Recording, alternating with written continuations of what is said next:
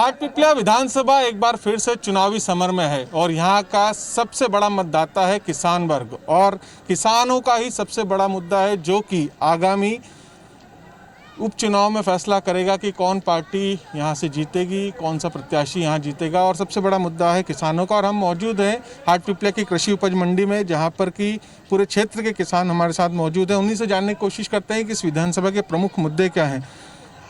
एक बार फिर से चुनाव है, क्या स्थिति है यहाँ पर, किसानों की मुख्य रूप से क्या मांगे हैं? किसानों की स्थिति तो ये है, इतनी बेकार हो चुकी है, सोयाबीन पूरी ख़त्म हो चुकी है, सड़ गई है, न कोई भाव मिल रहा है उसका। दूसरी सड़क हम सब उखड़ गई है सड़कें। यही देख लो आप हाटपिपलिया नहीं हुई, ये मुद्दे पुलिया सब टूटी हुई पड़ी है, कोई काम नहीं हो रहा। पिछले 15 साल बनाम 15 महीनों की बात करें तो कुछ अंतर नज़र आता है आप लोगों को? 15 महीने में हम किसानों की जेब में पैसे आने लग गए थे, सब खुशी होने लग गए थे, फसलों का भाव अच्छा मिलने लगा उचित। अपने सोयाबीन देख लो, आप गेहूं देख लो, मक्की देख लो, कर्जा माफ़ी देख लो। मेरा खुद का 1,10,000 हुआ है, मैं खुद कह रहा हूँ। दूध का भाव बढ़ाया, बिजली का बिल 100 रुपये करा। आज वो देखो, आज मेरा ही खुद का बिल 400 आ गया है। दूध का भाव 3 रुपये फेट पर कम कर दिया है। मतलब जो फसलों का आपका जो उचित दाम मिलना चाहिए वो नहीं मिल पा रहा है। इस क्षेत्र के किसान प्रमुख रूप से किस फसल का उत्पादन करते हैं और आप लोगों की मुख्य मांग क्या है? इस क्षेत्र का किसान सोयाबीन, मक्का, गेहूं, चना इनकी फसल लेता है। पर आपकी बार जो सोयाबीन की फसल हुई है वो काफ़ी ख़राब हो गई। एक और सोयाबीन की फसल ख़राब हुई, 1.5 का एवरेज दिया। और हमारे जो पूर्व विधायक है उनने भी 1.5 का ही एवरेज दिया, वो भी 1.5 साल चले। इसलिए जनता परिवर्तन चाहती है, किसान परेशान है, उनका भावांतर का पैसा नहीं मिला और सही दाम नहीं मिल रहा सोयाबीन का। गेहूँ भी सड़ रहा है घर में, इसलिए किसान परिवर्तन चाहता है। आप लोग अपनी जो कृषि उपज है उसे बेचने के लिए क्या देवास तक भी जाते हैं तो कितनी दिक्कतें होती हैं? आप देवास तक जाते हैं, सभी रोड खराब है। 45 किलो होके जो रोड जाता है हमारा वो भी खराब हो रहा है बीच में से बहुत सारा। और वहाँ जैसे जा ही नहीं पाते हैं क्योंकि इतना उपज में फ़ायदा ही नहीं है, वहाँ भाव ही नहीं मिल रहा है। सोयाबीन बहुत नीचे पर बिक रही है। भावांतर का एक मुद्दा था, क्या भावांतर से कुछ पैसा वगैरह मिला आप लोग? नहीं मिला। मैंने भी सोयाबीन बेच रखी थी शिवराज सिंह के समय पे की, उसका भावांतर का पैसा आज तक नहीं मिला है। दूसरी सोयाबीन भी आ गई है। आगामी जो भी सरकार आएगी उससे क्या अपेक्षाएं रखते हैं? क्या आपके क्षेत्र के विकास के लिए हो कि यहाँ पर अच्छे स्कूल हो, पढ़ाई के संसाधन बढ़े, क्या चाहते हैं किसान? यहाँ का क्या चाहते हैं? किसान ये चाहता है कि फसलों का उचित मूल्य मिले उनको। जैसे पिछले साल कमलनाथ जी मुख्यमंत्री थे जब सोयाबीन 4500 रुपये बिक रहा था, हमारा गेहूँ इसी समय 2200-2700 बिका था, आज 1300-1400 बिक रहा है। ये हालत है, गेहूँ घर में पड़ा है। जो अभी हमने समर्थन में गेहूँ शिवराज सिंह की सरकार को बेचा, उनके कई जगह उनके किसानों को पैसे ही नहीं आए हैं। ये हाल है। आप क्या कहेंगे पूरे क्षेत्र के विकास को लेकर, किस तरह की आपको अपेक्षाएं हैं? आप किसान हैं। किसानों को लेकर ये अपेक्षाएं हैं हमारी कि बिजली के जो बिल बढ़े हुए आ रहे हैं उसको कम करे जाए। जो समर्थन मूल्य है उस पर हर चीज़ की, सोयाबीन, गेहूं, चना, मक्का जो भी है समर्थन मूल्य पे, उसके सरकार उसकी व्यवस्था करे समर्थन मूल्य पर खरीदी करने के लिए, और बरकरार वो 12 महीने रहना चाहिए। आप क्या सोचते हैं किसानों के लिए? किसानों के लिए साहब ये सोचते हैं कि जैसे हमारे घर में गेहूं भरा हुआ है पिछले साल का, उसमें धंधुरिया हो गए हैं। अब उसके बाद चने भरे हैं, सबको कैसे संभालें, कैसे खाना खाएं। गेहूं 1400 में बिक रहे हैं, पैसे है ही नहीं हमारे पास। ये बहुत सोयाबीन हुई नहीं है, उसके बाद क्या करें बताओ? तो ये तो कहा जा रहा है। देखिए, अब जो है केंद्र सरकार ने 6,000 रुपये देने की बात कही थी, उसमें 4,000 रुपये और जोड़ दिए हैं सरकार ने। तो ये आप लोगों को किसान विकास निधि से कुछ क्या लगता है? जी मैं जो बता रहा हूँ आपको, जैसे 6,000 वो दे रहे हैं, 4 ये, तो क्या होगा? ये 4,000 दे रहे हैं तो 100 रुपये हमको बिजली का बिल आ रहा था, आज वो 1,800 आ रहा है पर मंथली। तो आप जोड़ लो, साल भर का एक ये जो विद्युत उपभोक्ता 500 रुपये महीने ज़्यादा देगा तो साल भर का कितना हो गया? 12 5 साल 6,000 रुपये, और 6,000 रुपये आप हमसे ले हम हाँ 6,000 ले रहे हो, 4 दे रहे हो, और हमारे गेहूं का भाव जो 2,000 था वो 1,400 में ले रहे हो। 6,000 या 600 रुपये क्विंटल का ये नुकसान। सोयाबीन अभी 2400-2500 बिक रहे हैं मंडी में, भावांतर के पैसे नहीं मिल रहे हैं, जो 42 रुपये। ये हमको तो सर हर महीने का कितना नुकसान। गेहूँ दूध में मैं एक छोटी दूध उत्पादन बड़ा क्षेत्र है यहाँ। मैं बताता हूँ दूध का है आपका, जो 7 रुपये पर फेट लीटर जाता था फेट ये, तो मान लो 8 फेट बैठा 10 फेट बैठा अपना तो 70 रुपये लीटर जाता था। आज 3 रुपये फेट होगा, वही दूध 30 रुपये लीटर जा रहा है। तो ये सोचो कि 1 लीटर दूध पे 30 से 40 रुपये का मार्जिन आ रहा है। हमारे पास 10 लीटर दूध है एक टाइम का, तो 400 रुपये एक टाइम का, यानी कि दोनों टाइम का 800 रुपया डेली का हमको नुकसान हो रहा है। ठीक है, तो सोचो अब आप महीने का कितना ये हाटपिपला का किसान दूध उत्पादन भी करता है, कृषि उपज भी करता है, और भी किसान भाई हैं, इनसे बात करते हैं। आप लोग क्या लगता है साहब, क्या प्रमुख मुद्दा है, किसानों की क्या अपेक्षा है? किसानों को क्या है, मूल्य सही साट मिलना चाहिए, उसकी समस्या हल होना चाहिए। और किस किस तरह की समस्या है क्षेत्र में? समस्या तो बहुत सारी है, सड़कें की है, दाम सही साट नहीं मिल रहे है, मंडी सही साट चल नहीं रही है। अच्छा, एक चीज़ और मैं पूछना चाहूँगा, आप लोगों ने मतदान किया था 2018 में, अब फिर से चुनावी समर में आ गए हैं, कोरोना काल चल रहा है, तो कहीं ना कहीं आपको ऐसा लगता है कि आपके मत का दुरुपयोग हुआ है, आपके साथ छल हुआ है? पहले हमारे मत का पहला तो हमारा आता दुरुपयोग नहीं होता, 1.5 साल तक अच्छे रहे, सब बढ़िया रहा।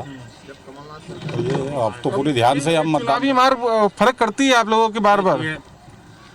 हमारा मतदान जो कांग्रेस कार्यकर्ता का, कांग्रेस समर्थित लोगों का जो मनोज चौधरी के समर्थन में हुआ था, उन्होंने अपना वोट जो भी दिया होगा वो बेच दिया, तो हम समझो हमको भी बेच दिया, बेचा ही है वो तो सभी मतदाता को। और उन्हें जो भी धोखाधड़ी कांग्रेस के साथ करी है उसकी भरपाई अब इस चुनाव में होगी।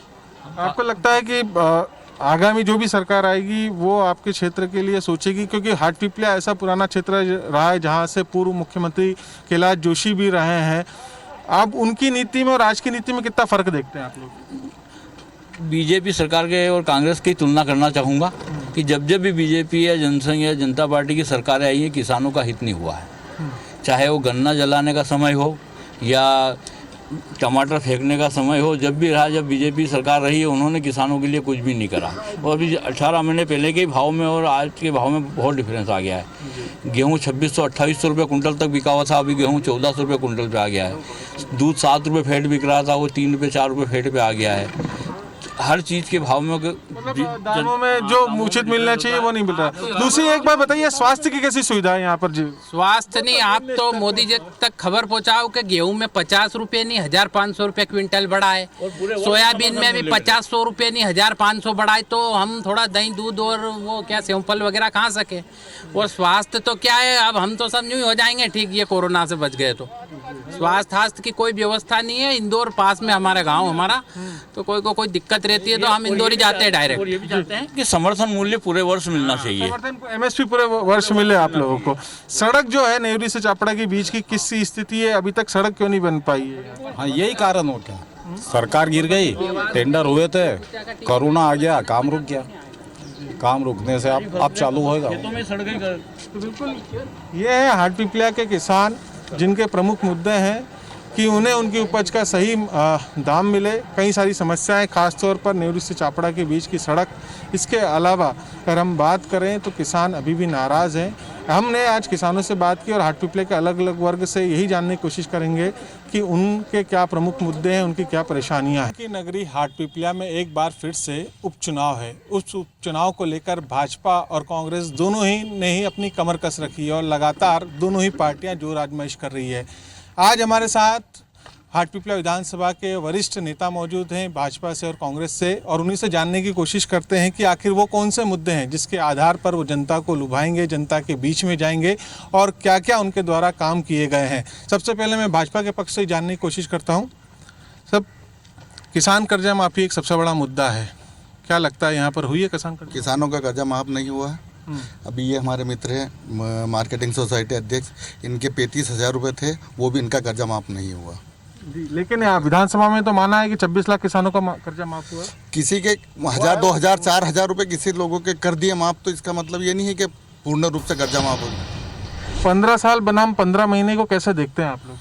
15 महीने और 15 साल बना में देखते हैं हम विकास के मुद्दे पर चुनाव लड़ेंगे और विकास माननीय हमारे शिवराज सिंह जी चौहान ने काफ़ी विकास किए हैं। एक बार कांग्रेस से पूछ लेता हूँ, किसान कर्जा माफी की बात तो मान रहे हैं लेकिन किसान कर्जा माफी हुई नहीं, 1 या 2 हज़ार रुपये ही आप लोगों ने माफ़ किए हैं। नहीं, ये तो इनका शीर्ष नेतृत्व जानता है कि जिन्होंने विधानसभा में 26 लाख लोगों को किसान माफ़ी का में बताया है। और ये तो कांग्रेस ने भी नहीं बोला कि हमने पूर्णतः अभी तक कर्जा माफ़ी, हमारा अगला चरण कर्जा माफ़ी में अगला चरण जब चालू होने वाला था उसके पहले सरकार खरीद के गिरा दी गई। ये सत्य है और सब जनता को मालूम है। 15 साल, चूँकि एक सबसे बड़ा मुद्दा था इस क्षेत्र का, ये पूर्व मुख्यमंत्री कैलाश जोशी का क्षेत्र रहा है जिसे राष्ट्रीय संत भी कहा जाता है। उस क्षेत्र में अभी तक लेकिन 15 किलोमीटर की सड़क नहीं बन पाई। नहीं, इसके कई कारण हैं। सड़क लगातार हमारे पूर्व विधायक मंत्री दीपक जोशी इसके लिए प्रयास करते रहे और उन्होंने 2 दफ़े इसके टेंडर लगाने तक की स्थिति में लेके आ गए थे। तो दुर्भाग्य से ये कमलनाथ जी की सरकार आ गई, सज्जन सिंह वर्मा PWD मंत्री बन गए और उनको लगा कि ये जो हाटपिपलिया क्षेत्र है ये बीजेपी माहौली क्षेत्र है, संघ की विचारधारा के लोग यहाँ रहते हैं, तो इसके कारण से उन्होंने इस टेंडर को रोका। लेकिन और क्या, हाँ जी, रोकने के साथ साथ जो कालीसिंह की पुलिया थी और जो डेरिया के लिए सेंला नदी पे जो पुलिया थी, इनके भी हमने 3 बार जो है आर्डर निकला दिए थे। हमारे माननीय सांसद महेंद्र सिंह जी सोलंकी ने निकला दिए थे, आदरणीय दीपक जोशी जी ने उसका भूमि पूजन भी कर दिया था। मैं पत्र के ऐसे कोई नहीं दिया, पत्र था उनके पास में, किंतु ये विकास यहाँ करना नहीं चाहते थे, जैसा पूरे प्रदेश में नहीं करना चाहते थे। क्या आप लोग विकास ही करना चाहते थे? सड़क का श्रेय किसको जाएगा? देखिए, आप हमारे वरिष्ठ नेता हैं भारतीय जनता पार्टी से, मैं बड़े सम्मान के साथ ये कहना चाहता हूँ कि ये कलयुग है अभी, ना कि सतयुग है ना द्वापर युग है कि यहाँ भविष्यवाणी होगी, एकदम से आकाश में से बिजली गिरेगी और एकदम भविष्यवाणी होगी। जितना भी काम हो 15 महीने में भी हो जाना चाहिए, जो 15 साल में नहीं हो पाया। मैं उनकी बात से समर्थन करता हूँ। 15 साल में भारतीय जनता पार्टी की यहाँ से सरकार थी, यहाँ से मंत्री भी थे, पूर्व मंत्री भी थे। जब विकास नहीं हो पाया, जब इस रोड की बात नहीं आई, जब कांग्रेस पार्टी आई, कांग्रेस आई और कांग्रेस का विधायक इन्हीं लोगों ने जब कांग्रेस का विधायक दिया तो तुरंत तत्परता में PWD मंत्री सज्जन वर्मा जी ने इसका रोड का, जैसा आप मीडिया के सभी साथियों को मालूम है, उसकी तो निविदाएं निकलती है, मीडिया में मालूम पड़ती है, लोगों पे जनता के बीच भी बातें जाती है। कोई टेक्निकल कारण से अगर वो कहीं निविदा अगर कैंसिल हो जाती है तो फिर से निविदा लगती है। इस बीच में 15 महीने में क्या क्या कर सकते हो आप? 15 महीने में 3 महीने तो आचार संहिता के लग गए। मौका तो इनको बहुत दिया, 15 महीने कम नहीं होते हैं। पर आप इनसे पूछो कि हाटपिपलिया विधानसभा क्षेत्र में कितना विकास हुआ। जब मनोज चौधरी जो हैं, जब भी वो विकास की योजनाएं लेके जाते, चाहे सड़क की हो या किसान आंदोलन को उनके केस वापस करने की, ये किसी भी प्रकार से उन्होंने कांग्रेस कमलनाथ जी ने उनकी मदद नहीं की और इसी कारण वो परेशान होकर उन्होंने कांग्रेस पार्टी से इस्तीफा दिया। क्या आप लोगों ने मनोज चौधरी की बात नहीं सुनी थी? क्यों नहीं सुनी थी? लेकिन काम नहीं करवाएगा, किन्होंने भाजपा का आरोप है। नहीं, मनोज चौधरी ने कुछ याद गए थे, बिल्कुल बात सुनी। कमलनाथ जी ने पास बिठाया, ऐसा पहला विधायक होगा पूरे इसमें 230 में से जिन्होंने पास में बिठा के उनको सारी बातें मान रहे थे।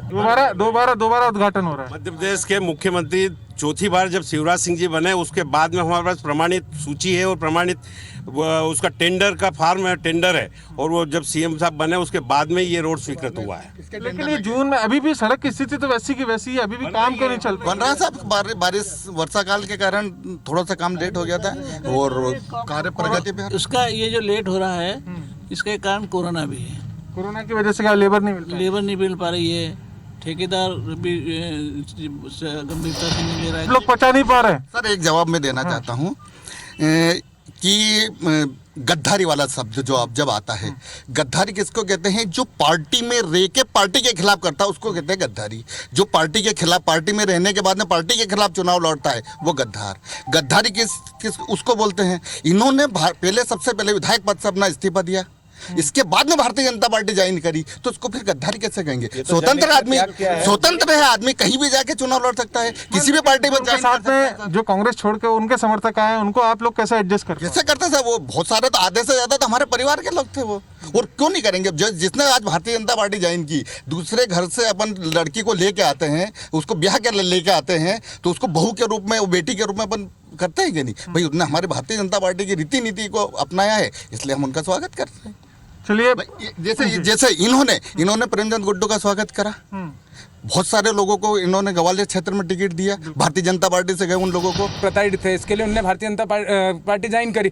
उन जैसे सिंधिया जी बाहर गए वो कांग्रेस में आए, वो बात नहीं। अगर वो कोई सरकार गिरा के आया, क्या बात इतनी? आप जो मैं इनकी बात का इस बात के लिए विरोध करता हूँ, इस बात के लिए कि वो ये लोग जो अभी 22 लोग गए हैं, इन्होंने सरकार गिराई है, लोकतंत्र की हत्या की, और जो लोग आए वो कोई पच पे नहीं थे। अब वो जनता के बीच में जाके खरे सोने की तरफ तप कर बाहर निकल के आएंगे। जनता से फर्क नहीं पड़ता जी। एक सवाल मेरा यह है कि चुना हुआ विधायक आदमी पंच बन जाता है पंचायत में, वो अपना इस्तीफा नहीं देता है। कहीं ना कहीं इतने प्रताड़ित होगा, जो आदमी पहली बार विधायक बना उस आदमी ने इस्तीफा दिया। सरकार से परेशान। अब जो मनोज चौधरी जो जनता से वादा करके गए थे, अगर वो वादा पूरा नहीं कर रही है उनकी सरकार, तो उनके सामने यही विकल्प था। मैं एक सवाल और पूछना चाह रहा हूँ, बताना चाहूँगा मैं। ब्रिटिश काल में सुभाष चंद्र बोस को कलेक्टर बनाया जा रहा था अंग्रेज सरकार में, उन्होंने केवल जनता की सेवा करने के लिए ब्रिटिश काल में कलेक्टर का पद लेने से मना कर दिया और भारत की जनता के साथ आज़ादी की लड़ाई लड़ी। मनोज चौधरी ने भी इसी प्रकार का काम किया, ये स्वागत योग्य कार्य। मेरा एक सवाल और है कि आज कोरोना काल है, बार बार चुनाव हो रहे हैं, जनता के ऊपर भार पड़ता है, तो आपको लगता है कि बार बार चुनाव होने चाहिए? इस सवाल पे आप जवाब दीजिएगा। देखो, ये तो बात सही है कि भार पड़ता है, किंतु ये एक मजबूरी है कि चुनाव करवाना है। इमरती देवी कभी मुख्यमंत्री के पास बैठ के बात नहीं करी, मुख्यमंत्री ने हमसे 2 मिनट समय दे के बात नहीं करी। हमारे क्षेत्र के विकास की बात अगर करने जाते थे तो वो कहते थे कि आप बाहर जाइए। तो ऐसा ये जिस प्रकार उनके इमरती देवी के साथ हुआ, ऐसा मनोज के साथ भी करते थे। कमलनाथ जी विधायक को अपने पास नहीं बिठा देते? मैं बता देना चाहता हूँ आपको थोड़ा सा कि बात करते हैं विकास की। जैसे ही कमलनाथ जी की सरकार बनी, हाट पिपलिया में सबसे बड़ी समस्या है जल की। जैसे ही सरकार बनी, 1 करोड़ रुपए की लागत से 15 ही वार्ड में सबसे पहला काम हुआ है होल लगाने का, पानी की समस्या के लिए। जो जल समस्या थी, क्या दूर हुई है हाट पिपलिया के स्ट्रीट लाइट? एक मिनट मेरी बात सुनिए। ये जो भाई साहब कह रहे हैं, ये एकदम कपिल कल्पोजित बात है, इसके बात में कहीं सत्यता नहीं है। ये जो 15 वार्ड में होल जो लगे ना, ये जिला योजना समिति में मंजूर हुए थे। मैं जिला योजना समिति का सदस्य हूँ, जिला पंचायत का उपाध्यक्ष हूँ, मुझे इसकी बात को अंदर तक की मालूम है। वो नगर परिषद भारतीय जनता पार्टी की थी, और वो जो नगर परिषद में जो पैसा था वो दीपक जी जोशी ने, जब मध्य प्रदेश में शिवराज सिंह जी की सरकार थी, जब उन्होंने यहाँ पे पैसे डलवाए और उसी पैसे से होल लगे हैं। फिर सवाल तो ये भी उठता है कि आपके क्षेत्र के मंत्री रहे तो मंत्री नहीं करवा पाए काम? करे ना, मंत्री ने प्रपोजल बना के दिया। आज भी स्कूलों की दिक्कत है, कॉलेज की दिक्कत है। 271 करोड़ की योजना विधायक रहते हुए दीपक जोशी ने मंजूर कर रही, जिसके अब टेंडर लगना है। मैं आपके माध्यम से श्रीमान जी से ये पूछना चाहता हूँ कि मनोज चौधरी 15 महीने, हम तो 13 महीने 12 महीने की सरकार समझते हैं, 13 महीने की सरकार में आप बोल रहे हैं कि कमलनाथ नहीं मिले, ये नहीं मिले, वो नहीं मिले। उसके बावजूद यहाँ पे 1 करोड़ रुपए उस समय नगरीय प्रशासन मंत्री जयवर्धन सिंह जी से 1 करोड़ रुपए यहाँ स्वीकृत कराए जल के लिए। उसके बाद हम तो ये कहते हैं कि रोड हम लोगों ने करवाया, कांग्रेस ने करवाया। 11 महीने की मैं उपलब्धि बता रहा हूँ। उस 11 महीने में ही यहाँ पे गौशाला का निर्माण किया गया। बात जरा समझो, आप एक बात तो लो, 11 महीने में इतने काम और 15 साल में कितने काम? मेरा वो भी तो बोल रहे हैं 50 साल बनाम 15 महीने। आप जब 50 साल में हमने नहीं करा था ना, तो आपने चुना था ना इनको। बहस के बीच में मैं एक अंतिम प्रश्न पूछना चाहूँगा। सब तमाम मुद्दों को लेकर चर्चाएं हुई, तमाम जो इशू थे हाट पिपलिया क्षेत्र के लेकर उसको चर्चा हुई। अब मैं आपसे पूछना चाह रहा हूँ कि कितने मतों से भाजपा यहाँ पर जीतने जा रही है? भाजपा यहाँ से जो पिछला हमारा मतों का अंतर था, उससे डबल मतों के अंतर से हम यहाँ से जीतेंगे, और उसके पीछे कोई कारण नहीं है, केवल मात्र हमारा विकास। भाजपा का दावा है कि दुगने मत से जीतेंगे। अब मैं कांग्रेस से पूछना चाहता हूं कि कितने मतों से यहां पर आपका प्रत्याशी जीतेगा और क्या प्रमुख मुद्दा रहेगा जिसको लेकर आखिरी तक आप चुनाव में उतरेंगे? दरअसल जैसे दादा ने बोला अभी कि दीपक जोशी जी ने ये किया, दीपक जोशी जी ने वो किया। मैं ये कहता हूँ 50 साल पहले अंग्रेज़ों को भगा के 70 साल पहले कांग्रेस पार्टी ने अंग्रेज़ों को भगाया, तो अब कांग्रेस पार्टी का निश्चित तौर पर हमेशा कांग्रेस की सरकार बना दो। ऐसा संभव है क्या? एक मिनट, कांग्रेस ऐसा संभव है क्या? एक मिनट, ऐसा संभव है क्या? ऐसा संभव नहीं है ना। मैं ये कहना चाहता हूँ दीपक जोशी जी ने जो काम किए थे, दीपक जोशी जी को जनता के बीच में चले गए, दीपक जोशी जी ने जनता के बीच में अपनी बात रख दी और दीपक जोशी जी को जनता ने उनको जो किया था उनका परिणाम भी दे दिया। जनता चुनाव जीतेगी और भाजपा का कहना है कि दुगने मतों से जीतेगी। जी बताएं। मैं इस बहस में एक बहुत अच्छी बात निकल के आई है कि हमारे कांग्रेस के मित्रों ने भी ये स्वीकार किया है कि जोशी परिवार का भारतीय जनता पार्टी का बहुत बड़ा एक योगदान है और कैलाश जोशी जी का इस क्षेत्र के लिए बहुत बड़ा, ये तो मन से कहा गया है जी, है ना। मन से कहा तो और अच्छी बात है, पर आपके चैनल के माध्यम से जो कह रहे हैं ये ज्यादा महत्वपूर्ण है। तो आप भी मानते हैं इस बात को? नहीं, भारतीय जनता पार्टी में योगदान है ना। हमने ये थोड़ी बोला प्रदेश बनाने में योगदान है। अगर हाट पिपलिया बना देते तो हाट पिपलिया की दशा रहती क्या? हम जहाँ ये अभी चुनाव हारते हैं दीपक जोशी जी, 13,500 वोट से क्यों हारते हैं? मनोज चौधरी आज क्यों जीत गया उस टाइम पे? तमाम मुद्दे हैं हाट पिपलिया विधानसभा सीट को लेकर, जिसे लेकर भाजपा और कांग्रेस एक दूसरे के ऊपर आरोप प्रत्यारोप लगा रही है। टिकाऊ बनाओ बिकाऊ ये भी मुद्दा है, किसान कर्जा माफी का भी मुद्दा है। एक तरफ भाजपा को लगता है कि जो क्षेत्र में विकास हुआ है वो निरंतर आगे भी होता रहेगा। फिलहाल देखना होगा कि हाट पिपलिया की जनता किसके ऊपर विश्वास करती है और ये बताएगा 10 नवंबर का दिन, जब यहाँ से कौन प्रत्याशी जीतकर सामने आता है। कैमरा पर्सन संतोष के साथ दीपक यादव, IBC 24।